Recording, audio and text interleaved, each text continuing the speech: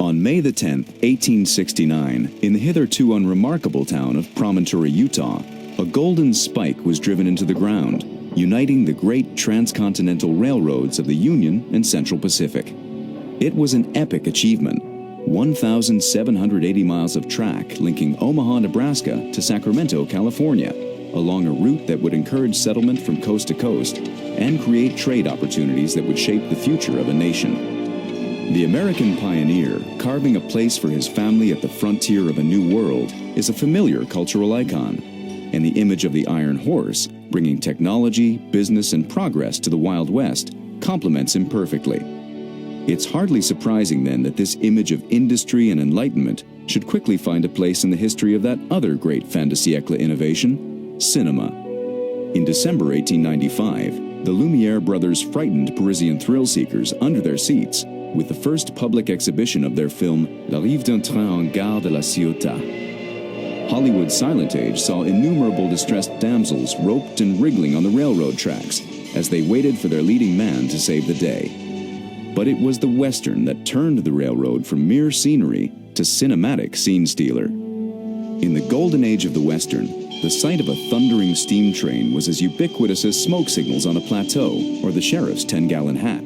It was a target for outlaws, an escape route for the desperate, an easy ride for drifters and migrants, and a connection to the wider world for burgeoning frontier communities. But Once Upon a Time in the West is not a typical Western. From the casting of legendary Hollywood good guy Henry Fonda as a ruthless killer, to Sergio Leone's unique blend of breathtaking realism and silver screen convention, Once Upon a Time in the West turns every movie cliché on its head.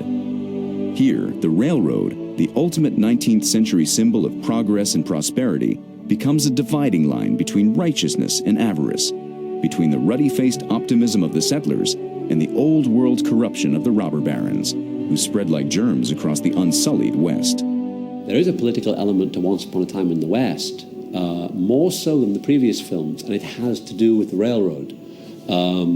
Because the coming of the railroad is, if you like, the metaphor for the coming of civilization, but also for the coming of money and of power and of Eastern, old-style European power entering the frontier and corrupting it. And obviously the character of Morton, he's portrayed as a physically corrupted character, employing people who are morally even more corrupt than he. So there's a definite suggestion in the film that the forces of civilization are also the forces of corruption. During the most explosive phase of railroad expansion, the U.S. government fell hopelessly behind in preparing the legislation needed to regulate this vital new transport network. Unfortunately, unscrupulous businessmen quickly spotted the opportunities for unbridled profit, and the age of the robber baron was born. As the sole owners of the railroads and adjoining land, these ruthless would-be tycoons held sway over their powerless tenants, charging exorbitant rents and shipping rates, and quashing farmers' objections with hired muscle. In Once Upon a Time in the West, Gabriel Fersetti's Morton epitomizes the robber baron. Already a wealthy man, he has arrived in the New World with dreams of unparalleled riches and the hardness of heart to achieve his ends.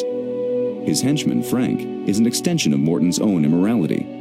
His murderous acts serve as a reminder that the sheen of respectability on Morton's business masks an ambition that supersedes ethics, justice, even the sanctity of human life. Although their goals are disparate, Frank desires only wealth, Morton a lasting legacy.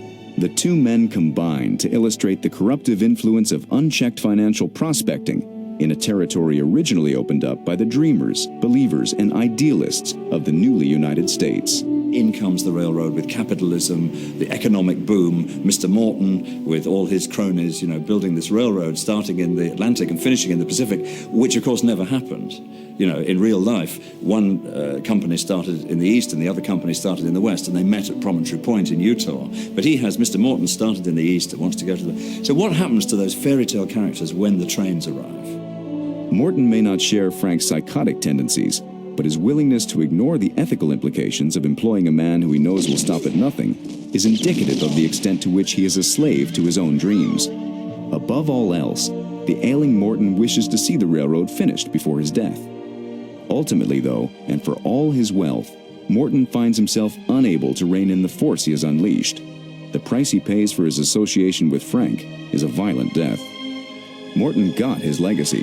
By 1900, almost every town in the continental U.S. was accessible by train. The railroad companies weathered corruption charges and monopoly legislation, expanding the track system to some 254,000 miles and, at their peak, employing a workforce of over 2 million.